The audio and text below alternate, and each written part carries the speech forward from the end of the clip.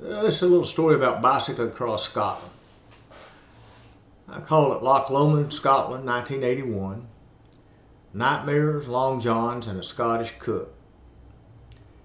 In October of 1981, I bicycled 1,600 miles around Scotland in 21 days. I arrived in Balloch on the Loch Lomond.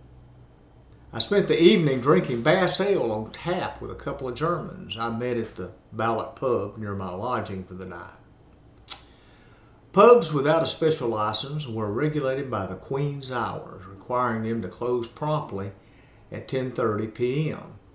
Last call was announced, and the barkeep began ringing the brass closing bell loudly and incessantly on the mark. Bidding my German companions auf Wiedersehen, I made my way reeling across the street to retrieve my room key from the hotel desk clerk, who informed me that the desk was unmanned at night and the hotel doors were locked promptly at 11 p.m. until 7 in the morning when he returned. I undressed down to my white cotton long johns and promptly fell asleep. At about 2:30 in the morning, I awakened suddenly in the middle of a nightmare, dreaming that the hotel was on fire. I jumped back, threw back the covers, leaped out of bed, ran into the hall. Immediately I realized my error as the door closed and locked behind me. I tried the handle and confirmed that here I was, locked out of my room in my underwear in the middle of the night with no one around to help me. I decided to go downstairs and look in the room key cabinet behind the desk to see if there was a spare key. I crept slowly down the stairs and, seeing no one, slipped behind the desk. Fortunately, the cabinet was open, but the key hook from my room was empty. Only a handful of hooks were empty, so I figured those that had a key were probably vacant.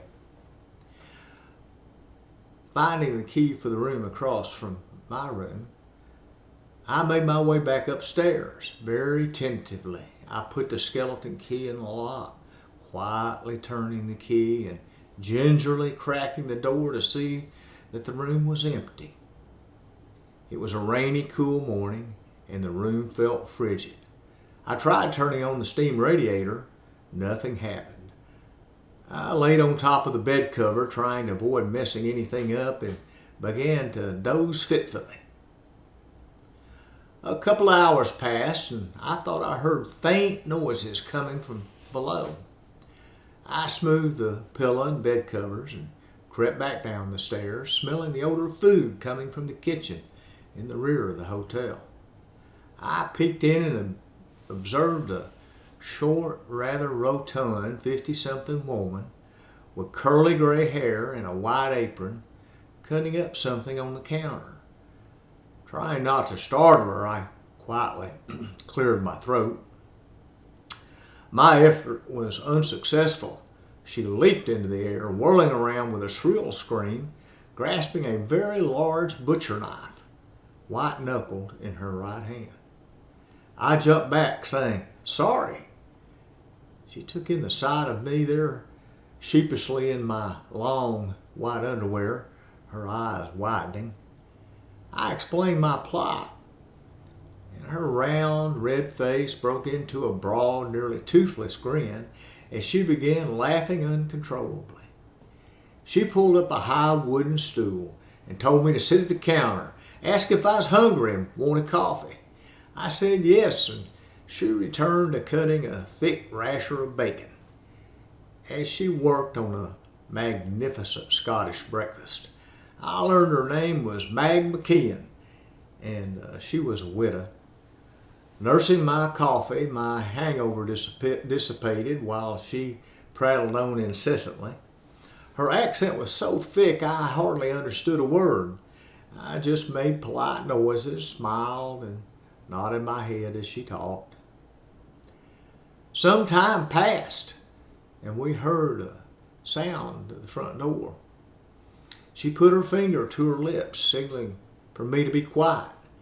I looked at her quizzically and she just shook her head and left.